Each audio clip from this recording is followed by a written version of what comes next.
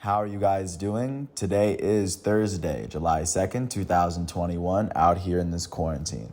I'm James Sims, and for this episode of The Elite, I'm going to do an elite individual profile on Ezekiel Elliott. The elite running back for the Dallas Cowboys turns 26 today, and with this episode, of course, I'm going to provide context and the facts and the figures. Of course, go through his accomplishments, his achievements, and what he's been able to everything that he's been able to accomplish ever since he hit the limelight at Ohio State, even probably before, to where he is right now, one of the highest paid players on America's team, doing what he does best, entertaining, making money, and just running over defenders. If you're unfamiliar with him, he's about 6 foot. He sits at about 230 pounds, so he's a big, stocky guy. He's a very smart runner. When he has a good offensive line, he knows what he's doing. He can catch the ball out of the backfield. He has amazing spatial awareness. He's an amazing blocker too as well. He's just a very tough, hard-nosed football player, and I know that at least over the offseason, he's been grinding. So he's really going to come back this season with a passion. So if you're unfamiliar with his background a little bit, he came out of Missouri. That's where he played high school football. He established himself as one of the best young high school prospects in his class. He would go on to play at Ohio State because, of course, Ohio State doesn't sign scrubs. Okay, I could have said that a different way, but I'll continue. As a freshman at Ohio State, Ezekiel Elliott would only played 7 games in 2013. This is the season where they would end up losing in the Orange Bowl to Clemson in Urban Meyer's second season. It was the first season after the ineligible season when they went undefeated. But in this season, Ezekiel Elliott would finish with 262 yards on 30 carries in those 7 games. As a freshman, by the way, for Ohio State, a top 10 team.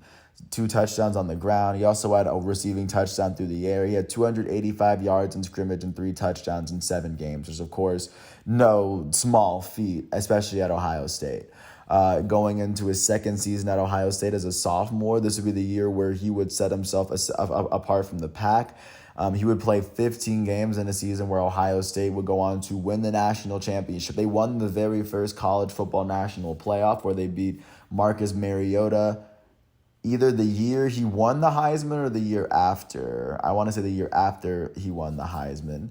But regardless, they would win. They would finish as the number 1 team, and Ezekiel Elliott was one of the biggest reasons why.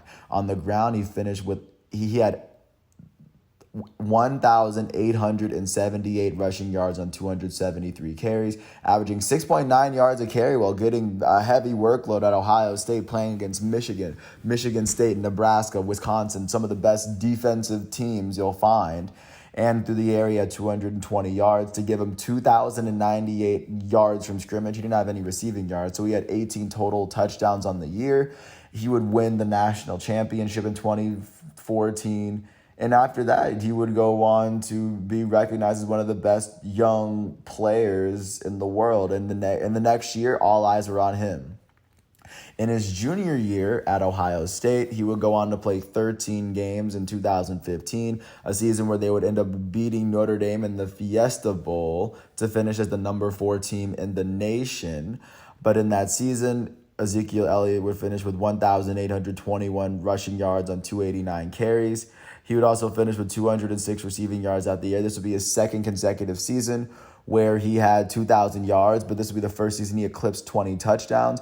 In his sophomore and junior seasons combined, he'd finish with 41. He would finish with 41 total touchdowns and about 3,900 total rushing yards just between the two of them. His last 2 years at Ohio State were virtually unheard of. That year he would be named the Dane running back of the year. He'd be named to the first team All Big Ten. He was named a second team All American. He was the Big Ten MVP, the Big Ten Offensive Player of the Year. And we're 4.5 minutes in, and we're still at what he did in college. Following that season, he would have an amazing combine, and he would establish himself as a good enough prospect to be taken and as the number 4 overall pick in the 2016 NFL draft. He was the first running back taken in a draft class that featured Pro Bowlers in the first round, such as Jared Goff, Carson Wentz, Joey Bosa, Jalen Ramsey, Ronnie Stanley, DeForest Buckner, Jack Conklin. The first 8 picks in that draft were Pro Bowlers. But carrying on as to what he did as soon as he started when he went to Dallas, he would start his age 21 season in 2016. He would start all 15 games in a season where the Dallas Cowboys would finish with a 13-3 record, where they actually won the NFC East. This is the year where Jason Garrett won the Coach of the Year, and Dak Prescott, Ezekiel Elliott's teammate, would win the Rookie of the Year after he took over for Tony Romo on short notice. Ezekiel Elliott this year would lead the league in carries and rushing yards and yards per game as a rookie, like 322 rushing yards, 631 yards, both of which are his career highs. He's never had more than that many rushes or rushing yards in a season since.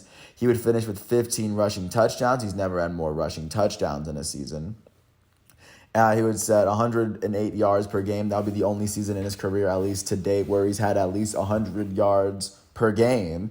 He would finish with 363 receiving yards and a touchdown. So from scrimmage in total, he'd finish with 354 touches for 1,994 yards and 16 total touchdowns on the year.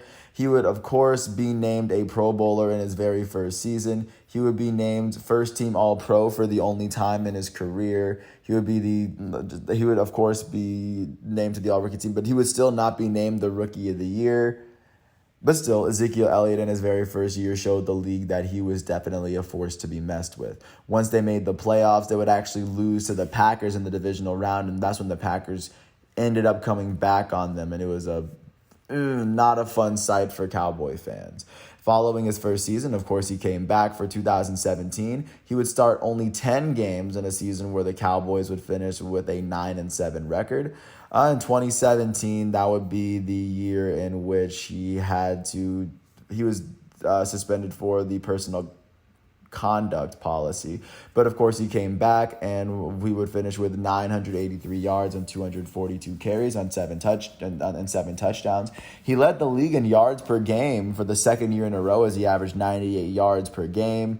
He had 269 receiving yards per game, 2 touchdowns. So he had 1,252 yards from scrimmage and 9 touchdowns on the season. And like I said, the Cowboys would go on to miss the playoffs this year. He was on pace to be a Pro Bowl player, but of course, not having violated the conduct policy, he didn't get to be named to a Pro Bowl, probably fittingly. Jumping into his third season with the Dallas Cowboys, he would start all 15 of the games that he would play in a season where the Cowboys would end up going 10-6. This was the last time where this is the last time that, or at least to this date, that they've won the NFC East. And this season, Ezekiel Elliott would lead the league in rushes for the second year in his first 3 years in the league, which is virtually an unheard of feat. Like I don't say that very often, but that's a very unheard of feat. He finished with 1,434 rushing yards on the season. This is the second time in his career where he led the NFL in rushing yards. Of course, topping 1,400 twice is a ridiculous feat considering there's only 16 games in a season. He averaged 95.6 yards a game. That was the third consecutive season he's led the league in rushing yards per game.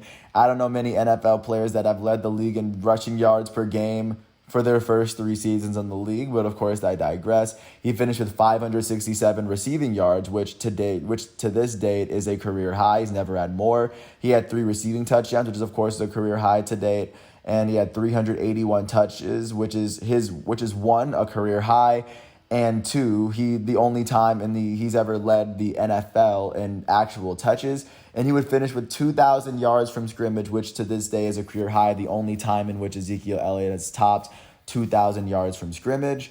In 2018, he would go on to be named a Pro Bowler for the second time in his career, and he'll be named to the second team All-Pro. And so just to show that, of course, his rookie season wasn't a fluke. This was year 3. Once the Cowboys made the playoffs, they would beat the Seahawks in the first round, but then they would lose in the divisional round to the Rams before the Rams ended up losing to the Patriots that year in the Super Bowl. But like I said, the Cowboys have not made the playoffs since, but of course going into his next year. In 2019, his age 24 season, this would be the only time in his career, at least to date, where he started all 16 games. This year, the Cowboys would end up going 8-8. They won 2 less games than the previous season. Elliott would finish with 301 yards, the third time in his first 4 seasons where he had at least 300 rushes, carries for 1,357 yards. His third season in his first 4 where he finished with at least 1,300 rushing yards, 12 touchdowns. His second time in his career with double-digit rushing touchdowns, 84 yards per game, which is still an amazing pace to hit, even though it's 10 less than what he did, the 11 less than what he did his third year in the league. Still incredible. He finished with 420 receiving yards for 2 touchdowns. He finished with 1,777 yards on the season, his third most yards in a season to date, with 14 total touchdowns from scrimmage. Even though the Dallas Cowboys would miss the playoffs, Ezekiel Elliott would be named a Pro Bowler for his third full season in the league and his third time in his first 4 years in football. And of course, that transitions us into this most recent season for the Cowboys, which was a season affected by COVID and in many ways. And many would give Ezekiel Elliott a good amount of flack because his numbers did take a giant step back this year. In his age 25 season in 2020, he would start 15 games of a season where the Cowboys went 6-10. In Mike McCarthy's first season, they won 2 less games than the previous season. He finished with 979 yards on 244 carries. He would average 65 yards per game, not to mention he had 6 touchdowns on the ground. He had 52 receptions for 338 yards. So in total, he finished with 1,317 yards, which is still an incredible amount of yards from scrimmage per game. And like I said, at the conclusion of the season, they would miss the playoffs, and Ezekiel Elliott would miss the Pro Bowl for the first time that he's played a full season in his first 5 years in the league. And that leads us to where he is right now as he's currently entering the second half of his 20s. A player that maybe kind of let a lot get to him, but I think that looking at how he's been training and how consistent of a player he's shown that he's become since his college days, I do think that Ezekiel Elliott will be the player that bounces back this season. And first off, I would want to thank Pro Football, College Football Reference, the NFL for giving me the stats and numbers that I needed in order to do this episode. I want to wish Ezekiel Elliott a happy 26th birthday, and I want to thank everyone for watching this. If you ever get a chance to watch him, he wears number 21 for the Cowboys, America's team. I know everyone likes to hate on the Cowboys, which is fair. Cowboys fans can be annoying, but Ezekiel Elliott is actually worth all the hype that Dallas Cowboy fans are this annoying about. And with that said, I want to thank everyone once again for listening to my piece. I hope all is well, and hopefully by this time next year, I'll have more to talk about with Ezekiel Elliott. And with that said, I hope all is well. And until next time, peace out, and I'll catch you then.